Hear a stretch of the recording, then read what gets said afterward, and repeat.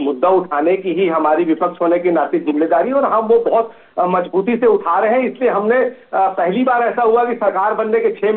महीने के अंदर ही हमने विधानसभा का घेराव भी किया और 8 महीने के अंदर ही हमने 140 किलोमीटर की न्याय यात्रा भी निकाली। तो देखिए, हम अपनी तरफ से विपक्ष की भूमिका मजबूती से निभाने में कोई कोर कसर नहीं छोड़ रहे। आपकी बात का जवाब दूं उसके पहले मैं पांडे जी की बात का जवाब देना चाहूंगा कि इन्होंने कहा कि हमारी सरकार में क्या कभी ऐसा हुआ कि किसी थाने के पूरे स्टाफ को निलंबित किया गया। अरे भाई, थाने का स्टाफ निलंबित तब किया जाता है जब थाने की अकर्मण्यता और उस जिले के एसपी की अकर्मण्यता जाहिर होती है, और पुलिस वालों को दंड तभी दिया जाता है, एसपी का ट्रांसफर कार्यकाल पूरा होने से पहले तभी किया जाता है जब इस देश में कलंकित करने वाली ऐसी घटना हो जिसमें किसी एक जिले के एसपी ऑफिस और कलेक्टर ऑफिस को जला दिया गया हो, किसी एक जिले में ऐसा हो कि कोई अगर हत्या हो जाती है और एसपी सोशल मीडिया में उस हत्या को आत्महत्या बताने का प्रयास करता हो, तब वहां पर पूरे के पूरे थाने को सस्पेंड किया जाता है। जहां अपराध होता है, जहां पे अकर्मण्यता होती है, वही कार्रवाई की जाती है। तो 5 साल की हमारी सरकार में ऐसी कोई घटना हुई नहीं।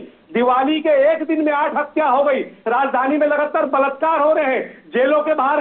शूट आउट हो रहा है, दिन दहाड़े हत्या की जा रही है, बलात्कार हो रहा है। ऐसा लॉ एंड ऑर्डर कभी देखा नहीं, और वो सिर्फ इसलिए हो रहा है कि ये सबसे अनुभवहीन मंत्रिमंडल विष्णुदेव जी का है। और आप देखिए, जिस मंत्रिमंडल में अमर अग्रवाल, बृजमोहन अग्रवाल, पुन्नूलाल मोहले और अजय चंद्राकर, धर्मलाल कौशिक जैसे वरिष्ठ लोग बाहर बैठे हैं और प्रथम बार के लोग विधायक बैठे हैं, लगातार भ्रष्टाचार की शिकायत आ रही है, लगातार एनआरआई कोटी से मेडिकल में भर्ती करने की बातें आ रही है, मंत्रियों के ऊपर आरोप लग रहा है, राजस्व में लगातार धांधलियां सामने आ रही हैं, बड़ी बड़ी जमीनें यहाँ पे बड़े बड़े ठेकेदारों को दे दी जा रही हैं,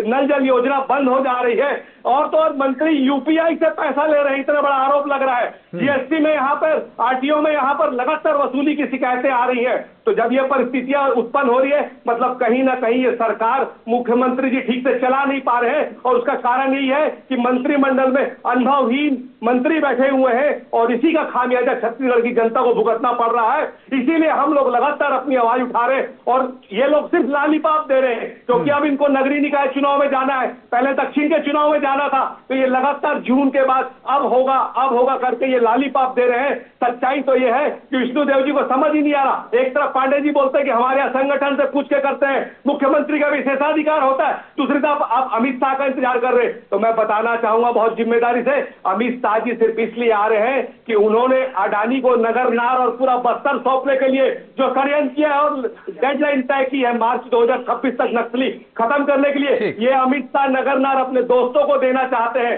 बस्तर अपने दोस्तों को देना चाहते हैं। तो वो काम कितना आगे बढ़ा है वो देखने के लिए अमित शाह आ रहे हैं, ना कि मंत्रिमंडल का विस्तार करने के लिए आ रहे हैं। तो मैं तो यही आग्रह करूंगा, छत्तीसगढ़ महतारी का सपूत होने के नाते, छत्तीसगढ़ में आज जो स्थितियां हैं, पिछले 11 महीने में एक भी सड़क का, एक भी विकास कार्य का शिलान्यास नहीं हुआ, उस पर ध्यान दें और जल्द से जल्द मंत्रिमंडल का विस्तार